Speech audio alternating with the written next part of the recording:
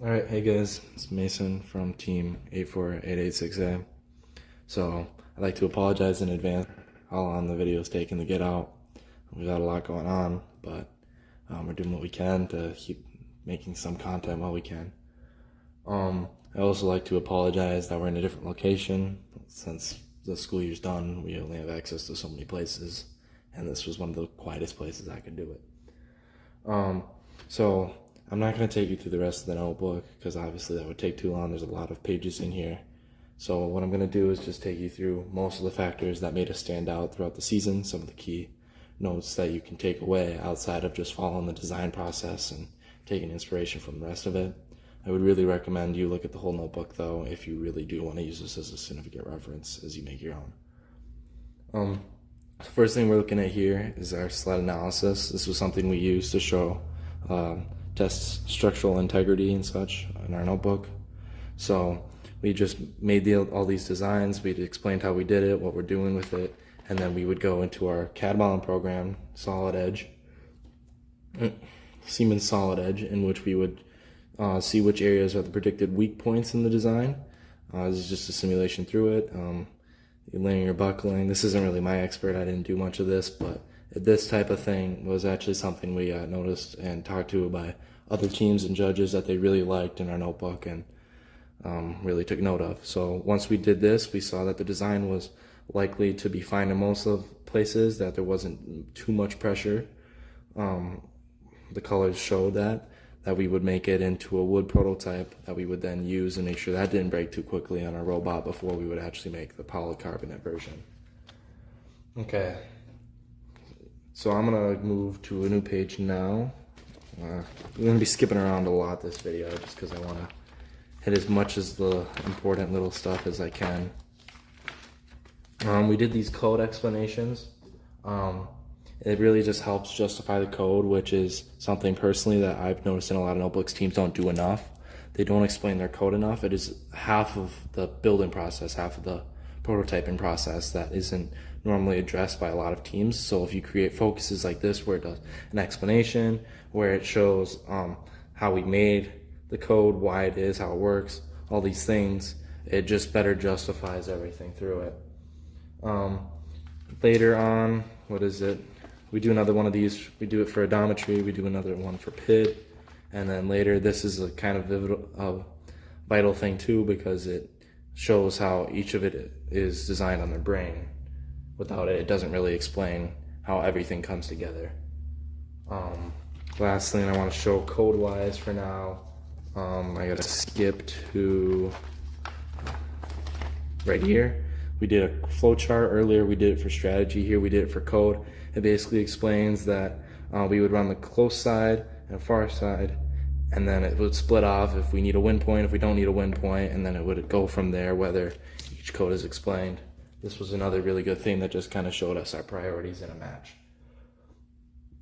So I'm gonna go further. I think I mentioned this last video.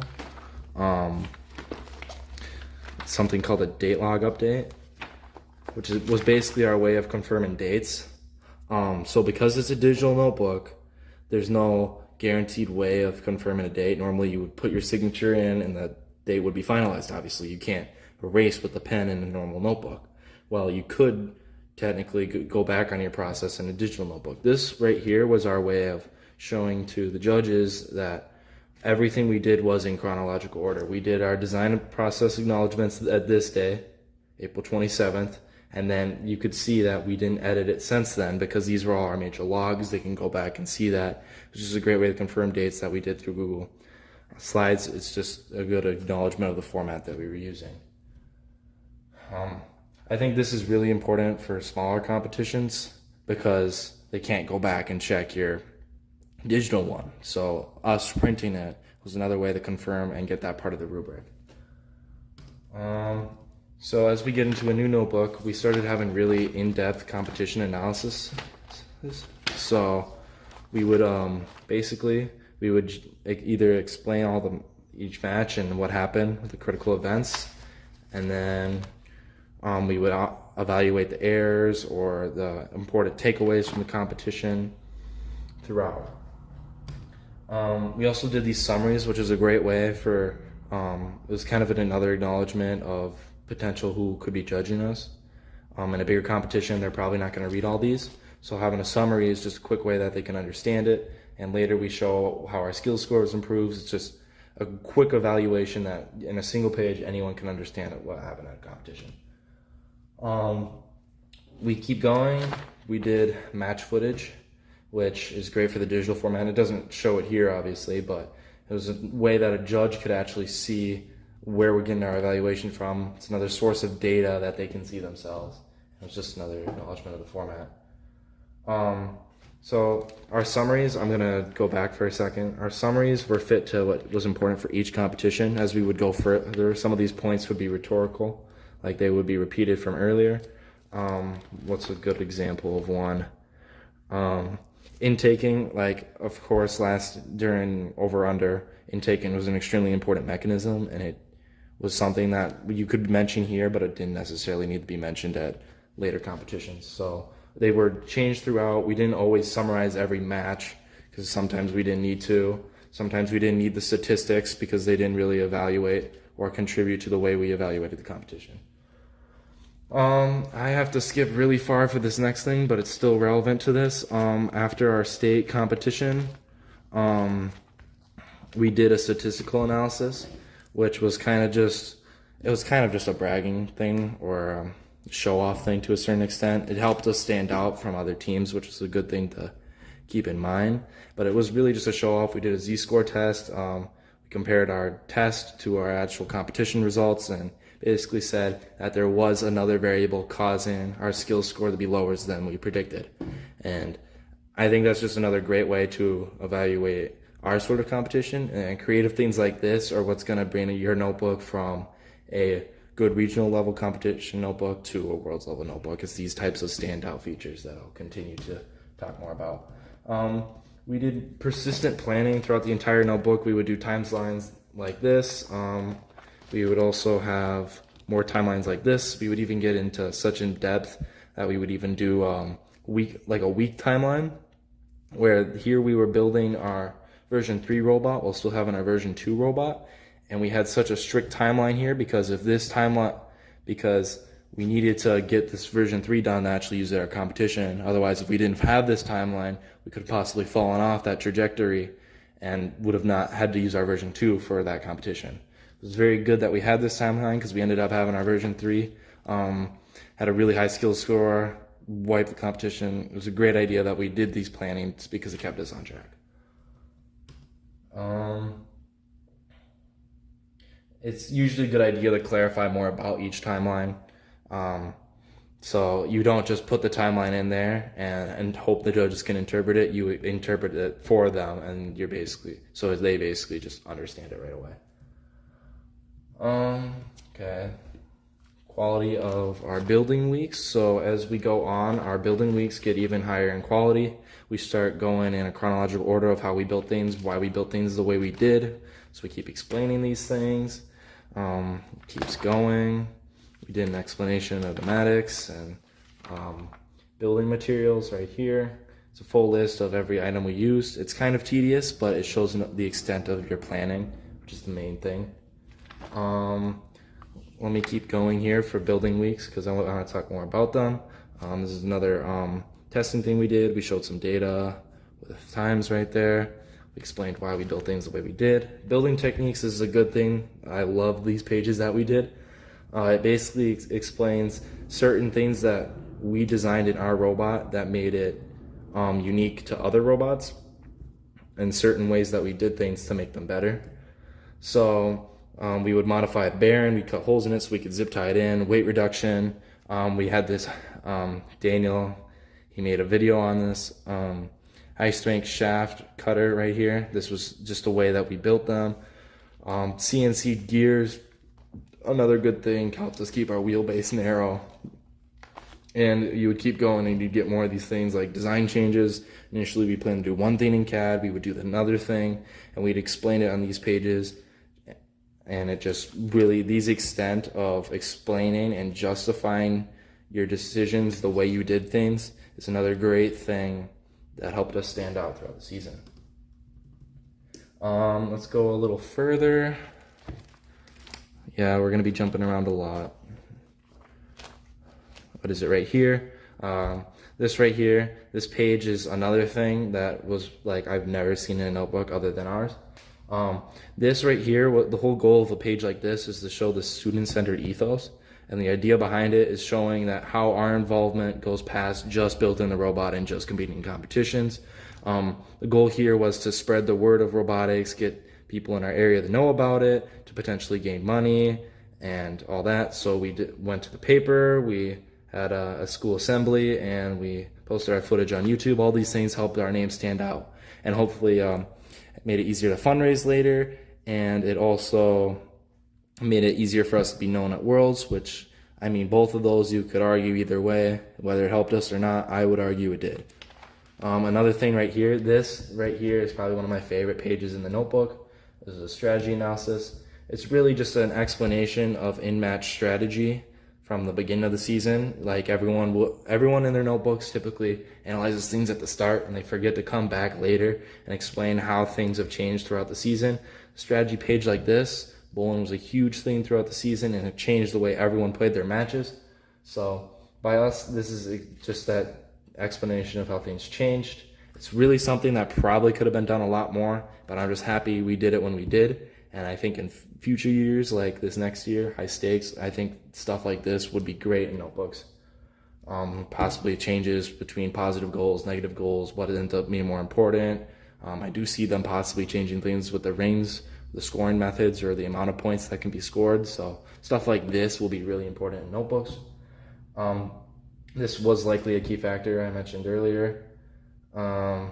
We could have even done something more like this. We could have mentioned hybrid strategies. We did that in our interview, but we didn't really do it in the notebook. So I think we could have done another page like this, but this is a great start, great idea. I would recommend you just look at this page on your own in our notebook, linked in the video description. Okay, let's go forward a little bit more. More testing, I mentioned in the last one. Size confirmation just shows the extent of the planness and constant awareness of the rulebook. We did that in the building techniques page 2, where we basically referenced the spot in the rules, and then we explained how we're justifying and fitting that part of the rules into our robot. What is it? I have one more thing. I gotta see if I can find it. It's a great thing that our coder and team captain made, Daniel, right here, our Desmos code application. Basically, this was a method and a way that he made, and a program that he made to basically program routes for our robot before he started even on the field. So he would go to his computer, he would plug in the coordinates and essentially have a basic route done before we even got to the field. He's already told me multiple times it saved him many hours, and I've watched it myself, how many hours he's saved. I do think he'll make a video on how to use this stuff and release it at some point publicly, but I am not sure. So that was another thing that helped us stand out. I think I covered the main things regarding that. So we don't really need the notebook for this other half of the video, but I'm just going to discuss some things. To have a good interview, you need to be aware of some of the sample questions judges usually ask. It's a good idea to have like scripted topics, but not scripted answers. So what do I mean by that? One of the things you could say, they might be saying is, how'd you come up with some of the strategies that you use on your robot? Or there's all these other sample questions that are directly available off the Rec Foundation page. So I would recommend you just look at those and kind of sample things out and see how you want to answer them. I'm trying to think of a good example question we might have dealt with, but these types of scripted responses, no scripted topics, but not scripted answers, really important. You just throw the idea of an entirely scripted response, more of the idea of a scripted topic, so you can elaborate more off of it and be aware of what you're saying. This is really important if you're going for a certain type of award. Maybe you're a team who really likes the idea of think and you love code. So when you hear something of how did you guys come up with your code, it's a good idea to mention things like, version control, whether you use the GitHub or not, whether you use those Desmos programs, or you what strategies you have for code. It's important to have all these ideas in mind when you hear that one question, because that one question covers the whole topic of the award, the whole everything relating to your code. It should be answered in that question, because you're probably not going to have another one related to code later. I would recommend that each person has a basic knowledge of the whole project, but you could have more focused topics for your questions. So if, you could have one guy, just your coder, be really good at talking about code. Everyone else knows a little bit about code, but the main coder person would explain everything about the code. And it would go on from there for your notebooker, for your main builders, and all of that. These ideas are critical for timed interview competitions, like US Open and Worlds. Without these responses, we definitely would not have had as good of interviews as we did. That kind of leads me into preparing for bigger competitions. At Worlds and many large competitions like it, there's notebook deadlines as well as interview deadlines. So you have to make sure you complete everything on time and are possibly completing your current design cycle in your notebook before your final deadline. So I guess I'll actually show you the end of our notebook here. So we evaluated our state competition, and because we qualified when we did, our notebook deadline was about 2 weeks after our state competition. It wasn't much time, and we had the US Open about exactly 2 weeks after that. So we didn't really have time to justify our final version of our robot, but we could start tying into it and start implying that the design process was continued after. So we made this timeline where we explained our plans and everything for that. We would brainstorm all our decisions for our modifications for US Open, and then the idea behind V4. We would CAD model what we did have planned at that point, and then we build for this next US Open. We kept going, we did all these things, and at that point we finished it off by having a final building materials. I do kind of wish we finished our design process, but we weren't really aware of all the changes and everything and all the next steps that were needed to compete at a competition like Worlds, especially. So it was really important that we kind of just left it off as best we could within the time limit we had. It wasn't worth it for us to start halfway building our version 4 and then have it cut off. It was important that we knew when the deadline was, and we did our best to have kind of a stop point, like we finished this version of our robot, explain the materials we used, and we just didn't have time to evaluate it. So yeah, it was really important being aware of those competitions. We kind of lost out on an opportunity at winning anything at US Open because we went over the time limit. That was kind of another thing because we simply didn't know. Before you go into those competitions, and possibly, I do believe they have them at some signature events, these timed interviews, it's really important that you know what you're going to say when it relates to a certain topic. That is absolutely critical if you want to keep having success at the highest level. So yeah, that's going to cover it for part 3 of the video. I hope you guys enjoyed it. I will totally be willing to answer questions or anything on YouTube. We love helping teams out as much as we can. Don't think that because the video's done, there's no more information you can gain from us. We're really willing to help people out. So yeah, I guess that's it. Thank you guys for watching all this and being good supporters. Hey guys, we haven't had a chance to show these on our YouTube channel yet, so here we are. Here's the Minnesota Excellence Award. It's a very cool award. This is my hand for reference. It's pretty big and it weighs a bunch. Minnesota goes really crazy with their awards, and for the smaller ones, I think there'd just be a smaller version of this, but yeah, they're really cool. They use a combination of the old screws and new screws and a bunch of cool metal made materials just to really put some effort in. Here's the US Open Award. They make bigger ones for the higher level stuff like excellence and design. So we have a smaller one here. I think they're kind of considering how big of a competition US Open is, but still a unique trophy. Here we have Vex World's Design. It's basically like any regional competition that doesn't have one of these big trophies, but it says V5 on it. his design on it. Looks pretty cool. Yeah, not much to that one, but it's a pretty cool one.